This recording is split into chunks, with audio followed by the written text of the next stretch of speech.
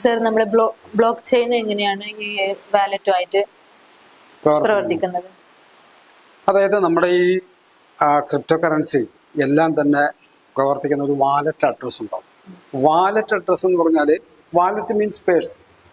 അപ്പോൾ wallet address എന്ന് പറയുന്നത് നമ്മൾ ഇതുമായിട്ട് ലിങ്ക് ചെയ്തിട്ട് നമ്മൾ ടോക്കൺസോ അല്ല കോയിൻസോ വാങ്ങിച്ചു കഴിഞ്ഞാൽ ആ സൂക്ഷിക്കുന്നത് ഒരു ബാങ്ക് അക്കൗണ്ട് പോലെ തന്നെ ഒരു വാലറ്റിൽ സൂക്ഷിക്കും. ആ വാലറ്റ് എന്ന് പറയുന്നതാണ് നമ്മൾ നേരത്തെ പറഞ്ഞ എതേറിയം, BNB, സൊലാന, ഇങ്ങനെയുള്ള കുറേ വാലറ്റ് അഡ്രസ്സ് ഉണ്ട്. ആ വാലറ്റ് അഡ്രസ്സ് നമ്മൾ എങ്ങനെ ക്രിയേറ്റ് ചെയ്യണമെന്ന് വെച്ചാൽ നമ്മൾ പ്ലേ സ്റ്റോറിൽ പോയിട്ട് മെറ്റാമാസ്ക് വാലറ്റ് അഡ്രസ്സ് ഓപ്പൺ ചെയ്യുക. അപ്പോൾ അത് ആ സമയത്ത് ഒരു ഫോക്സിൻ്റെ ഒരു പടം വരും. അത് നമ്മൾ ഇൻസ്റ്റാൾ ചെയ്യും. അത് ഇൻസ്റ്റാൾ ചെയ്തിട്ട് അതിൻ്റെ പാസ്വേഡ് കൊടുക്കുക. ആ പാസ്വേഡ് കൊടുത്തതിന് ശേഷം ഇതിനകത്ത് ഒന്ന് ഗൂഗിൾ വേണമെങ്കിൽ നമുക്ക് സേവ് ചെയ്യാം, അതല്ലെങ്കിൽ ആപ്പിൾ അതിൽ വേണേൽ നമുക്ക് സേവ് ചെയ്യാം. മൂന്നാമത്തെ ഓപ്ഷൻ എന്ന് പറയുന്നത് നമ്മുടെ മൊബൈലിൽ തന്നെ നമുക്ക് ഇതിൻ്റെ കൺട്രോൾ കൊണ്ടുവരാൻ പറ്റും. അപ്പോൾ അങ്ങനെ വരുന്ന സമയത്ത് അവരെന്ത് ചെയ്യും, 12 അക്ക വേർഡ്സ് കീവേഡ്സ് എഴുതും. അപ്പോൾ ഈ 12 അക്ക കീവേഡ്സ് നമ്മൾ ഒരു ഡയറിക്കകത്ത് എഴുതി. അതിനുശേഷം വീണ്ടും നെക്സ്റ്റ് ലെവലിലേക്ക് നമ്മൾ ഇതെല്ലാം ചെയ്തതിന് ശേഷം എഗ്രി കൊടുക്കുമ്പോൾ നെക്സ്റ്റ് ലെവലിലേക്ക് പോകുമ്പോൾ നമുക്ക് അതിനകത്ത് ഒരു 4 or 5 കീവേഡ്സ് അവർ ചോദിക്കും.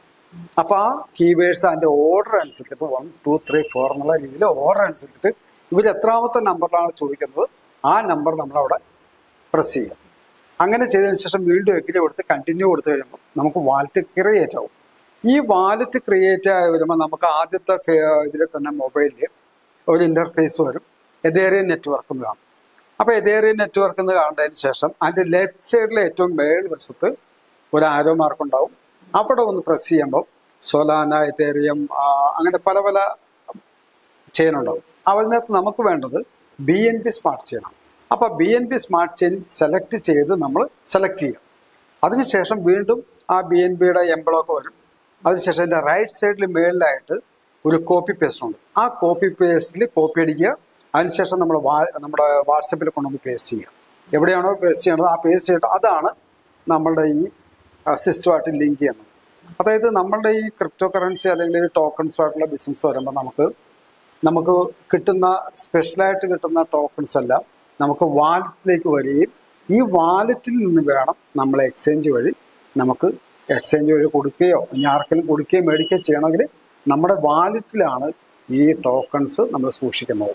അപ്പോൾ വാലറ്റ് എന്ന് പറയുന്നത് കൊണ്ട് ഉദ്ദേശിക്കുന്നത് ഒരു ബാങ്ക് അക്കൗണ്ട് പോലെ എന്ന് മാത്രം കരുതിയാൽ മതി. പക്ഷെ അതിനകത്ത് നമ്മൾ ശ്രദ്ധിക്കേണ്ട ഒരു കാര്യം വെച്ചാൽ നമ്മുടെ ഈ കീവേഡ്സ് ഒന്നും മറന്നു പോകാൻ പാടില്ല. നമ്മൾ ഈ മൊബൈലിൽ നിന്ന് മാറിയിട്ട് വേറെ മൊബൈൽ ഉപയോഗിക്കണമെങ്കിൽ നമുക്ക് ഈ കീവേഡ്സ് ഒക്കെ പറഞ്ഞു കൊടുക്കേണ്ടി വരും. അതെല്ലാം മറന്നു പോയി കഴിഞ്ഞാൽ ഈ വാലറ്റ് നമുക്ക് ഓപ്പൺ ചെയ്യാൻ പറ്റിയത്. അങ്ങനെ വാലറ്റ് ഓപ്പൺ ചെയ്യാൻ പറ്റാണ്ട് വരുമ്പോൾ നമുക്ക് നമ്മുടെ കയ്യിലെ പൈസ എല്ലാം നഷ്ടപ്പെട്ടു പോകും. അതൊരു സത്യമായിട്ടുള്ള കാര്യമാണ്. അപ്പോൾ വാലറ്റ് അഡ്രസ്സ് ഓർത്തിരിക്കാൻ വേണ്ടിയിട്ട് അതിൻ്റെ പാസ്വേഡ് കൃത്യമായിട്ട് ഓർത്തിരിക്കുക. അതുപോലെ അതിൻ്റെ കീവേഡ്സ് അത് നമ്മൾ ഡയറിക്കകത്തൊക്കെ എഴുതി വെച്ച് രണ്ടാമത് നമുക്ക് വേണ്ടപ്പെട്ട ഒരാളോട് പറഞ്ഞു വെക്കണം. കാരണം നാളെ നമ്മൾ മറന്നു പോയി കഴിഞ്ഞാൽ ഇത് ഓപ്പൺ ചെയ്യാൻ നമ്മളെ കൊണ്ട് മാത്രമേ സാധ്യമാവുള്ളൂ. അപ്പം ഇത് ഈ ഒരു ഇന്റർനാഷണൽ ഒരു ബ്ലോക്ക് ചെയിൻ ടെക്നോളജിയിൽ വർക്ക് ചെയ്യുന്നതാണ് നമ്മുടെ ഈ ടോക്കൺസ് എല്ലാം തന്നെ. അപ്പം ഈ ബ്ലോക്ക് ചെയിൻ എന്ന് പറഞ്ഞു തന്നാൽ ഇപ്പോൾ ഓരോ ബ്ലോക്ക് കൂട്ടി വെക്കുന്നതാണ് ബ്ലോക്ക് എന്ന് പറയുന്നത്, അല്ലേ? അപ്പം ബ്ലോക്ക് ചെയിൻ, അതായത് ഈ ബ്ലോക്ക് ചെയിൻ സാങ്കേതിക വിദ്യ ഉള്ളതുകൊണ്ടാണ് ഇതിനകത്ത് ആർക്കും കയറി കള്ളത്തരം കാണിക്കാൻ പറ്റില്ല. ഇപ്പോൾ ഒരു 1000 പേര് ഇതിനകത്തുണ്ട്. 1000 പേര് കയറി ഇതിനകത്ത് ഓരോ ആൾക്കാരും ജോയിൻ ചെയ്യുന്ന സമയത്ത് അവർക്കൊരു നോഡുണ്ടാവും, അവർക്കൊരു കീവേഡ്സ് ഉണ്ടാവും, ഇതെല്ലാം അവർക്കുണ്ടാവും. അടുത്തൊരാൾ കയറുമ്പോഴും ഇതേപോലെ ഓരോ നോഡ് വർക്ക് ചെയ്യും. അതിനകത്ത് മെറ്റാമാസ്കിന്റെ കീവേഡ്സ് എല്ലാം സെയിം ഇപ്പുറത്ത് തന്നെ. പക്ഷെ നമ്മുടെ ബ്ലോക്ക് ചെയിൻ സിസ്റ്റത്തിലേക്ക് വരുമ്പോൾ ഈ നമ്മുടെ BIP20 സ്മാർട്ട് കോൺട്രാക്റ്റിലാണല്ലോ ഇത് വർക്ക് ചെയ്യുന്നത്. അപ്പൊ BIP20 സ്മാർട്ട് കോൺട്രാക്റ്റിൽ വർക്ക് ചെയ്യുമ്പോൾ ഓരോ ആൾക്കാരും ജോയിൻ ചെയ്യുന്ന അനുസരിച്ചിട്ട് ഓരോ ആൾക്കാർക്കും ഓരോ ബ്ലോക്ക് ഉണ്ടാവും. ഓരോ ആൾക്കാർക്കും ഓരോ ബ്ലോക്ക് കിട്ടുമ്പോൾ ഓരോ ആൾക്കാർക്കും അതിൻ്റെ കീവേഡ്സ് വ്യത്യാസം ഉണ്ടാവും. മനസ്സിലായി? അപ്പൊ ഈ കീവേഡ്സ് അപ്പൊ നമ്മളൊരു 1000 പേര് നമുക്ക് ഇതിനകത്തുണ്ടെങ്കിൽ ഞാനൊരു കാര്യം ഉണ്ടാക്കിയിട്ടുണ്ട്. പക്ഷെ ഞാൻ അതിനകത്ത് മാറ്റം വരുത്തണമെങ്കിൽ ഈ 1000 പേരുടെ കമ്പ്യൂട്ടറിൽ നിന്നും ഇത് മാറ്റം വരുത്തേണ്ടി വരും. അപ്പൊ അത് ഭയങ്കര സെക്യൂരിറ്റി ലെവലല്ലേ. നമുക്ക് ഒരു കാര്യം പറഞ്ഞിട്ട് നാളെ ഒരു കാര്യം മാറ്റാൻ പറ്റത്തില്ല. അതുകൊണ്ടാണ് ഈ ബ്ലോക്ക് ചെയിൻ സാങ്കേതിക വിദ്യ ഗവൺമെന്റ് തന്നെ പല മേഖലയിലും ഇത് പ്രാവർത്തികമാക്കുന്നതിന്റെ കാര്യം ഇടയ്ക്ക് നിൽക്കുന്ന ഒരാൾക്ക് മാറ്റം വരുത്താൻ പറ്റില്ല. ഇപ്പൊ നമുക്ക് ബാങ്കിൽ വേണമെങ്കിൽ ബാങ്ക് മാനേജർക്കും ബാങ്കിലെ മേലിലുള്ള ആൾക്കാർക്കും വേണമെങ്കിൽ ആ ലെഡ്ജറിൽ മാറ്റം വരുത്താൻ പറ്റും. ആ ലെഡ്ജറിൽ വേണമെങ്കിൽ അഡ്രസ്സ് വരുത്താം. അവർക്ക് എന്ത് വേണമെങ്കിൽ കൈകൊണ്ട് ചെയ്യാൻ പറ്റും. പക്ഷെ ഇവിടെ കൈകൊണ്ട് ചെയ്യുന്നതല്ല, ഇവിടെ ഈ സിസ്റ്റമാണ് വർക്ക് ചെയ്യുന്നത്. സിസ്റ്റത്തിൽ അപ്ലോഡ് ചെയ്യുന്നതനുസരിച്ചിട്ടാണ് സിസ്റ്റം വർക്ക് ചെയ്യുന്നത്. അപ്പൊ ഇടയ്ക്ക് നിൽക്കുന്ന ഒരാൾക്കും ഇതിനകത്ത് മാറ്റം വരുത്താൻ പറ്റില്ല. കാരണം ഇപ്പൊ ഒരാളുടെ മെയിൽ ഐ ഡി, മൊബൈൽ നമ്പർ, ഈ മെയിൽ ഐ ഡി മൊബൈൽ നമ്പറും ഇതിനകത്ത് കയറ്റി കഴിഞ്ഞാൽ പിന്നെ വേറെ ഇമെയിൽ ഐ ഡി മൊബൈൽ നമ്പറും അതിനകത്ത് കയറത്തില്ല. ഈ ലോകത്തിന്റെ ഏതൊരു ഭാഗത്തിൽ നിന്നിട്ട് നമ്മൾ അതിനകത്ത് കയറ്റിയാലും കയറിയാലും. അപ്പോൾ ഇവിടെ ഈ പറഞ്ഞ ബ്ലോക്ക് ചെയിൻ സാങ്കേതിക വിദ്യ കൊണ്ടാണ് ഇത്രയും ക്ലാരിറ്റി നമുക്ക് ചെയ്യാൻ പറ്റുന്നത്. അപ്പോൾ വാലറ്റ് എന്ന് പറയുന്നത് നമ്മുടെ ടോക്കൺ സൂക്ഷിച്ചു വെക്കാനും, നമുക്കിപ്പോൾ നമ്മുടെ വാലറ്റിൽ തന്നെ ഇനിയിപ്പോൾ ഇത് തന്നെയല്ല, വേറെ ടോക്കൺസ് ആണെങ്കിലും പോയിന്റ്സ് ആണെങ്കിലും നമ്മുടെ വാലറ്റിൽ സൂക്ഷിക്കാൻ പറ്റും. USDT ആയിട്ടും മറ്റുള്ള ടോക്കൺ ആയിട്ടും ഒക്കെ നമുക്ക് നമ്മുടെ വാലറ്റിൽ സൂക്ഷിക്കാൻ പറ്റും. അത് നമ്മുടെ ഒരു പേഴ്സ്.